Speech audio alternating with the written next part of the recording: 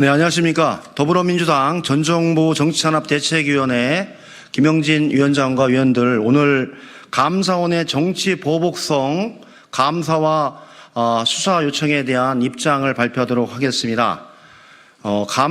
감사원의 이런 지속적이고 반복적인 형태로의 정치 감사와 그에 따른 전 정부에 대한 탄압이 가면 갈수록 도를 넘고 있고 법과 원칙을 벗어나 검찰의 하수인으로서의 감사를 진행한 것에 대해서 아주 개탄스러울 따름입니다.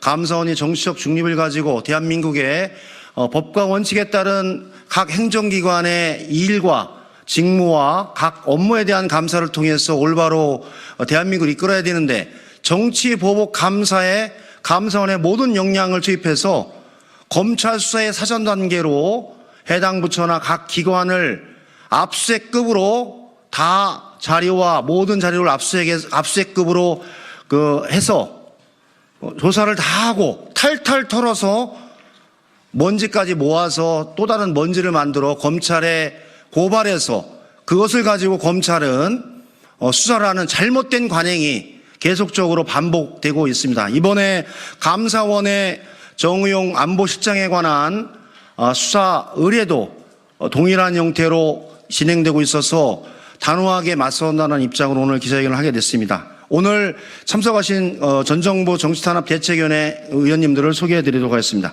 윤건영 의원님 참석하셨습니다. 대책위원회 대변인을 맡고 있는 박경미 전 의원님 참석하셨습니다. 손금주 전 국회의원님 참석하셨습니다. 박균택 의원님 참석하셨습니다. 황희 의원님 참석하셨습니다. 그럼 오늘의 기자회견문을 읽고 밖에서 여러분께 말씀드리도록 하겠습니다. 또다시 시작된 감사원의 정치보복 돌격대 노릇은 당장 그만두시기 바랍니다. 또다시 감사원이 등장했습니다. 전임 정부를 향해 칼을 휘두릅니다. 윤석열 정부의 지난 2년 반 동안 무수히 많이 봤던 장면입니다. 감사원이 사드 배치 과정을 감사하고는 정의원 전 안보실장, 정경두 전 국방장관, 이기현 더불어민주당 국회의원, 서주석 전 안보실 1차장을 수사 의뢰했다고 합니다. 문재인 정부 시절 사드 배치가 의도적으로 지연되었다는 이유로 직권남용, 군사기밀보호법 위반 등의 혐의가 있다는 것이 감사원의 주장입니다. 감사원의 이 같은 행태는 윤석열 정부의 헤아릴 수 없이 많은, 끝없이 반복된 근거 없는 전임 정부에 대한 정치보복일 뿐입니다. 윤석열 정부가 위기에 몰리면 매번 등장하는 것이 검찰, 국정원, 감사원 등이었지만 이번에는 심지어 억지 중에서도 역대급 억지입니다. 첫째, 사실관계 자체가 틀렸습니다. 문재인 정부는 단언컨대 결단코 사드 배치를 의도적으로 지연한 적이 없습니다. 사드 배치는 박근혜 정부가 결정한 사안이지만 문재인 정부는 그로 인한 사회적 갈등까지 온전히 껴안아 필요한 절차들을 진행했습니다. 그리고 그 결과 사드는 문재인 정부에서 정상적으로 운영되었습니다. 법이 정한 절차를 지키려 했던 과정들이 의도적 지연이라면 문재인 정부가 불법을 저지르지 않아 죄라는 것입니까? 둘째, 정치 보복 돌격대 감사원의 반복된 장난질입니다. 감사원은 검찰 정권 아래서 자기 존재감을 조금이라도 인정받고 싶어서인지 현 정부 출범 후 모든 영역에서 전 정부 탄압에 앞장서 왔습니다. 정권 출발 직후부터 시작된 서해 공무원 피격 사건 관련 감사를 출발로 동해 흉악법 추방 사건, 월정 원전, 통계 등 감사원은 전임 정부의 5년을 탈탈 털어왔습니다. 검찰청 산하기관이라도 된 듯 검찰에 수사자료를 갖다 바치는 것이 존재 이유인 듯 행동해왔습니다.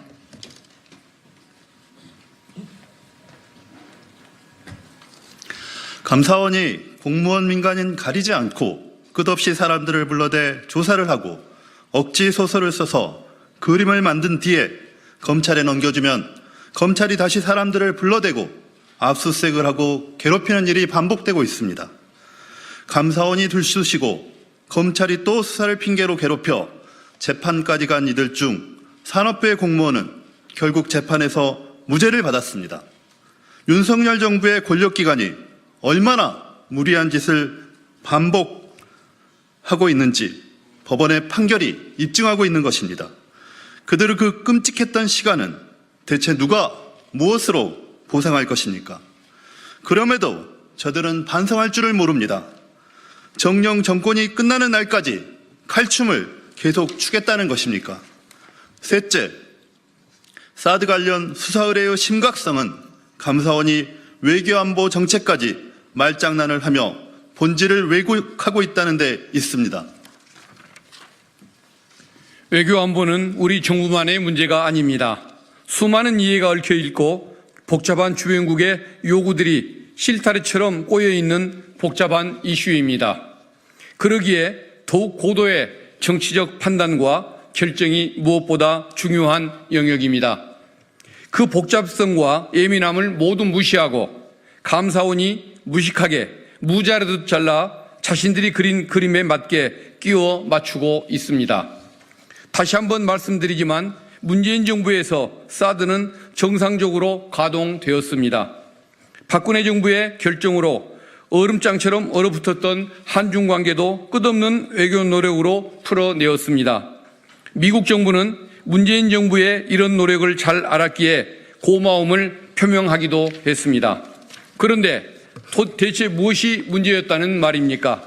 조금만 생각해 보면 알 수 있는 윤석열 정부의 억지 감사, 억지 수사에 이제 국민도 지쳐가고 있습니다.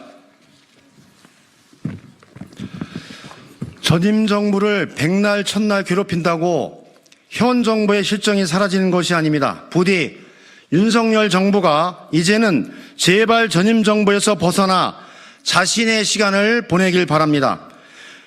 야당과 전 정부에 대한 정치보복으로 돌파할 수 있는 위기였다면 애초에 여기까지 오지도 않았을 것입니다. 입이 아프도록 말했지만 다시 한번 경고합니다. 감사원은 더 늦기 전에 정권의 돌격대 노름을 그만두시기 바랍니다.